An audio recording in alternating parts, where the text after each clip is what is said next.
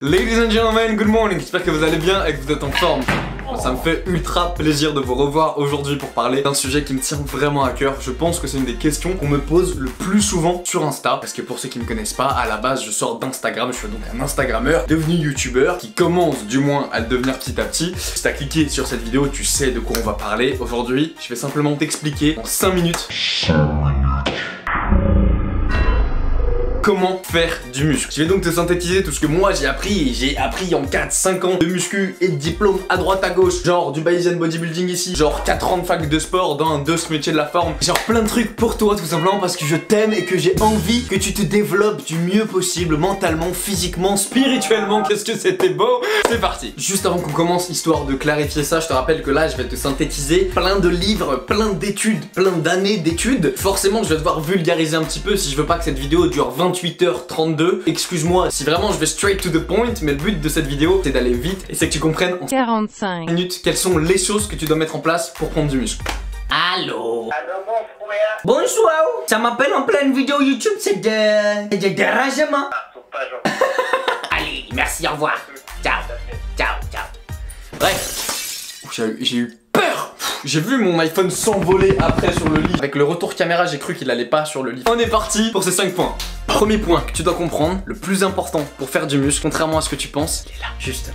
Eat motherfucker. Il faut que tu comprennes ce que c'est la balance énergétique et l'excédent calorique. L'excédent calorique, pour faire très simple, c'est juste le moment où tu vas manger légèrement au-dessus, donc plus que ce que tu dois manger, où tu vas être du coup un excédent calorique. Et donc tu auras légèrement plus d'énergie nécessaire grâce à l'alimentation que tu vas mettre dans ton corps. Parce que l'alimentation au final dans ton corps, c'est de l'énergie, que ce que tu ne devrais consommer par rapport à ta taille, ton poids et plein de trucs. À l'heure actuelle, il n'y a pas vraiment de réponse précise qui te disent il faut 11%, 14%, 18, 7, 3% d'excédent calorique par rapport à ta base, mais moi le seul conseil que je peux te donner à l'heure actuelle c'est de tester sur toi, c'est-à-dire pars sur une base facile qui est d'augmenter ton apport énergétique journalier de 10%, ça veut dire que si tu consommes 2000 calories par jour, tu vas commencer à consommer 2200 calories par jour et à partir de là, t'avises. Il va y avoir plein de manières de voir ta progression, ça peut être juste ton poids, ça peut être des mensurations, des photos, des mesures de plis adipeux, ça peut être plein de trucs et je te conseille vraiment d'essayer de regarder toutes les mesures notables de progression histoire de voir quand tu vas progresser. Du coup pour faire simple, une fois que tu seras passé en excédent calorique journalier de à peu près 10%, tu notes ce qui se passe. Si tu progresses bien, que tu prends de la masse musculaire, que tu prends pas trop de fat, que tes performances augmentent, que ton muscle tu le sens plus dur ou plus gros, bah c'est très bien, tu continues comme ça. Si tu progresses pas du tout simplement tu vas venir augmenter ton apport à peut-être 12, 13, 14, 15%. Encore une fois, il n'y a pas de mesure précise, genre c'est à toi d'essayer sur ton corps et de voir comment tu vas réagir par rapport à ton métabolisme, par rapport à ton rythme de vie. Enfin, ce que les gens savent pas, c'est que ton métabolisme c'est juste la résultante de ton rythme de vie. C'est-à-dire que si t'es maçon, bah forcément ton rythme de vie va faire que tu vas te dépenser grave dans la journée. C'est un autre sujet. Peut-être que ce que tu penses manger au final c'est pas vraiment ce que tu manges parce que je sais pas, ta bouffe passe peut-être par des processus d'industrialisation ou genre tes céréales ils sont peut-être soufflés ou sucrés sans vraiment que tu le saches et du coup soit ça monte les calories, soit ça les réduit, enfin bref, il y a plein de trucs à voir dans l'ensemble. Donc si tu progresses pas, monte légèrement cet excédent et passe par exemple à 15% et au bout de 2-3 semaines, 1 mois, tu refais le test et tu regardes. Ici à l'inverse t'as trop progressé, c'est à dire que tu vois que t'as pris 1 kg en une semaine, et ben là vas-y mollo et réduis un petit peu cet excédent, passe à 5, 6, 7, 8% et vois comment ça se passe. On conseille à l'heure actuelle de pas prendre plus de 500 grammes par semaine. Encore une fois, calmos, ce ne sont que des valeurs générales, mais c'est déjà pas mal hein, de prendre 2 kilos par mois. Je te laisse faire le compte sur un an. Ça fait beaucoup. Bon, je t'ai dit que c'était le point numéro 1 et que c'était le plus important, mais il n'y a pas vraiment d'ordre avec le point numéro 2 parce que l'un ne marche pas sans l'autre. Point numéro 2. Train, motherfucker. Train, mais surtout train bien. C'est-à-dire que beaucoup de gens s'entraînent et ne comprennent pas qu'au bout d'un moment, le corps s'adapte. Peut-être, et c'est même prouvé, sur tes premières semaines de n'importe quel effort physique, ça peut être du kayak, comme de la gym, comme de la muscu, comme du fitness, comme du kung-fu. Peut-être que tu vas progresser très vite, mais ton corps va très vite s'adapter. C'est pour ça qu'on est encore là 10 000 ans après les mammouths. Hein.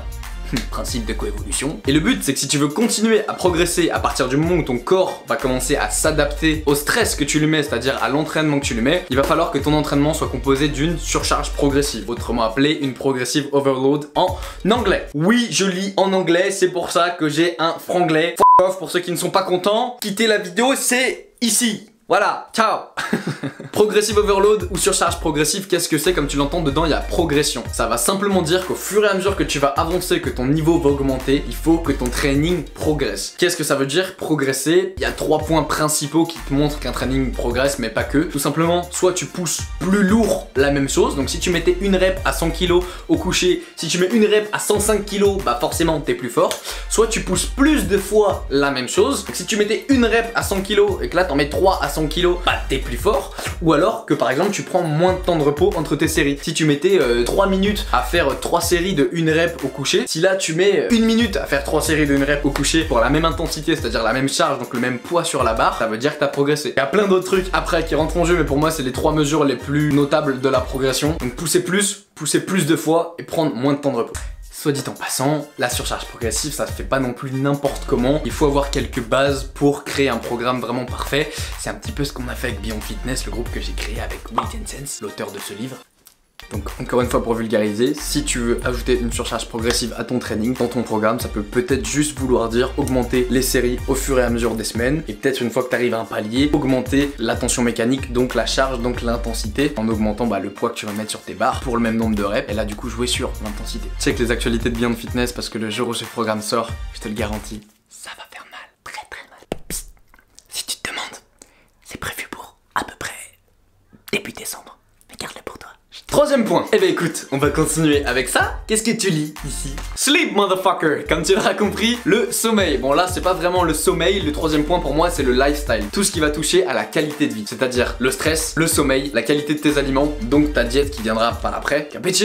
Le stress, il y a énormément d'études qui montrent que c'est sous-coté à mort, que peu de gens savent vraiment qu'est-ce que ça fait. Mais mon dieu, si tu savais ce que ça fait gros, c'est incroyable. Le stress affecte ta récupération et tes performances de manière incroyable, mais genre vraiment, je te mets une petite étude juste là qui montre juste qu'un étudiant stressé va mettre 4 fois plus de temps à récupérer qu'un étudiant comme Bibi qui s'en bat les steaks de tout. Keep calm, bro. Non, en fait, si tu veux, pour faire simple, on a tous un seuil de tolérance face au stress qui est différent, et du coup, par rapport aux mêmes événements, il n'y aura pas les mêmes réactions de toi à moi, par exemple. Donc, si tu travailles un petit peu sur le détachement par rapport à plein d'événements de la vie du quotidien, sur, je sais pas, si tu médites, si t'apprends à respirer, à te calmer quand t'es en train de t'énerver, tout ça, que t'apprends à gérer ton stress, hormonalement, déjà, tu sécrèteras moins de cortisol, qui est l'hormone la plus pourrie du corps, c'est l'hormone du stress, et en plus, t'iras mieux dans ta petite tête, et en plus, t'iras mieux dans tes trainings et donc dans tes motherfucking games.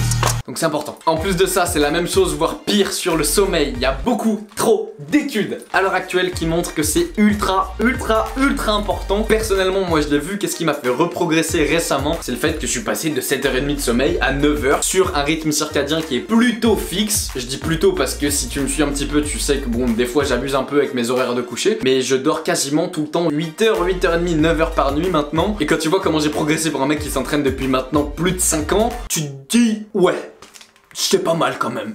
Du coup, mon conseil par rapport à la qualité de vie, essaie d'être le moins stressé possible, d'apprendre à méditer, d'apprendre à respirer si ça te calme, de tout simplement essayer de rester détaché de tous ces événements stressants du quotidien, genre ta belle-mère, genre ton patron, genre tes profs, genre tous ces trucs relous qui créent plein de trucs mauvais en toi, des mauvaises pensées, la sécrétion de cortisol et plein de trucs vraiment pas cool pour ton corps et pour tes muscles. Et essaie de dormir plus dans les alentours de 8-9 heures que 6-7-8 heures, chose que moi j'ai fait toute mon adolescence, qui explique que je fais 1 mètre pas beaucoup et que j'ai pas progressé énormément durant mon adolescence. Voilà. Et si comme Bibi il y a encore pas très longtemps tu peux pas te permettre de dormir longtemps par rapport à ton rythme de vie ou plein de trucs, essaye de faire des siestes. On s'en rend pas compte hein, mais je sais pas si tu te rappelles quand on était à la crèche ou en maternelle et qu'on pleurait pour pas aller à la sieste, enfin moi perso j'étais comme ça, je te jure que je regrette ce moment du plus profond de mon âme. Je payerais pour avoir un endroit où je peux faire la sieste quand je suis en train de bosser dans Lyon par exemple. S'il y a des gars qui ont des idées comme ça, créer un putain d'endroit, une crèche pour adultes où on peut arriver entre midi et 2 et dormir, ce serait génial. Pour nos muscles en plus. Point numéro 4, je dirais que c'est juste une branche de celui-là qui consiste tout simplement à avoir ton quota de protéines. Pour faire simple, qu'est-ce qui se passe si t'as pas assez de protéines? T'as simplement pas les ressources nécessaires pour construire de la masse musculaire. Les protéines c'est un peu comme des briques si tu le vois dans la construction d'une maison. Donc tu vas pouvoir te faire une maison avec des branches ou des feuilles, mais nul. Là c'est un petit peu la même chose, c'est à dire que au bout d'un moment ton corps si vraiment tu lui apportes pas sa dose de protéines, donc la dose optimale pour toi, je te dis pas ici d'en surconsommer, bien que ça te fera rien de vraiment mal si t'as pas de maladie genre rénale ou quoi, mais je te dis ici juste d'avoir ce dont tu as besoin toi, parce que tu peux pas construire de masse musculaire si t'as pas ça en fait, c'est la base de la base de la base. Je te synthétise le truc, pour les plus sportifs d'entre nous, à l'heure actuelle, la science recommande 1,8 g de protéines par kilo de poids de corps. Pour faire très simple, je pèse 80 kg, moi mon apport optimal c'est 80 fois 1,8. À l'heure actuelle, la plupart des études de la littérature scientifique ont montré qu'il n'y a pas vraiment d'intérêt à dépasser plus d'1,4 g pour la plupart des personnes. Le mieux c'est vraiment de cibler entre 1,6 g et 1,8 g de protéines par kilo de poids de corps, parce qu'il y a déjà une marge de sécurité et en gros c'est le ratio le plus optimal à l'heure actuelle. Ni plus c'est certain, ni moins, dans le doute, consomme au minimum 1,6 g. Petit tips pour ceux qui voudraient comprendre qu'est-ce qui se passe quand même quand tu progresses. En fait, si tu veux, ton apport optimal de protéines descend au fur et à mesure que tu deviens avancé en muscu, tout simplement parce que ton corps a besoin de dépenser moins de protéines pour le même effort. Pour ceux qui voudraient comprendre ce qui se passe par rapport à l'apport en protéines et la progression en muscu, pour faire ultra simple, plus tu progresses en muscu, et donc genre plus t'en fais depuis longtemps, plus ton corps s'adapte à ça, et moins il va détruire des protéines musculaires par entraînement, et donc moins toi tu vas avoir besoin de protéines tout simplement. Donc c'est pour ça qu'on recommande aux débutants, quand ils commencent le fitness et la muscu, de consommer un petit peu plus de protéines que des avancées, parce que nous du moins on les métabolise mieux, parce que notre corps est plus adapté à l'effort. Cinquième point, le high frequency training. Ça veut simplement dire qu'il y a plus d'avantages à l'heure actuelle à s'entraîner avec un training qui mobilise le plus de masse musculaire possible par training. En français, ça veut juste dire de privilégier les méthodes comme le half body, le push-pull legs ou le full body. C'est d'ailleurs pour ça que j'ai fait une vidéo sur le full body. Vidéo qui s'est d'ailleurs bien fait critiquer par des gens qui ont sûrement jamais lu une étude de leur vie. En gros, toutes les semaines, ils augmentent de série. Ça va être à l'infini, mon pote.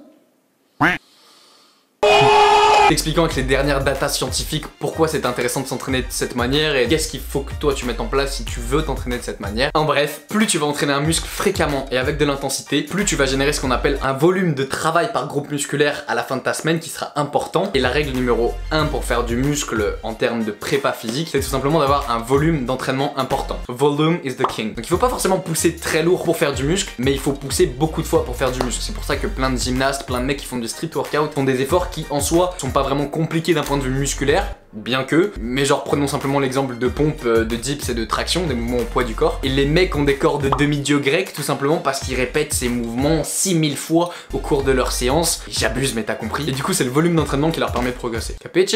Bon, ça me fait vraiment plaisir de faire cette vidéo, bien que je parle un petit peu trop comme d'habitude. Je sais que c'est clairement le genre de vidéo qui peut changer la vie de pas mal de personnes, donc j'espère que ça vous aura plu. N'hésitez pas à mettre un pouce bleu et me le dire dans les coms si ça vous a plu, si vous avez d'autres questions, si vous voulez que je traite d'autres sujets. Moi je vais vous laisser avec toutes ces infos, ça fait déjà pas mal, mais à la fois c'est beaucoup et à la fois c'est pas beaucoup parce que c'est vulgarisé à mort et que le but c'est de vous synthétiser ici plein d'informations et plein de data scientifiques. Donc pour ceux qui voudraient creuser un petit peu plus, je vous ai mis dans la description toutes les études que j'ai utilisées pour vous parler de ces différents points. N'hésitez pas à les checker si vous avez besoin d'un petit peu plus d'infos. Moi je m'en vais m'entraîner, on se retrouve sur Insta ou sur YouTube. Je vous aime, je vous embrasse, much love.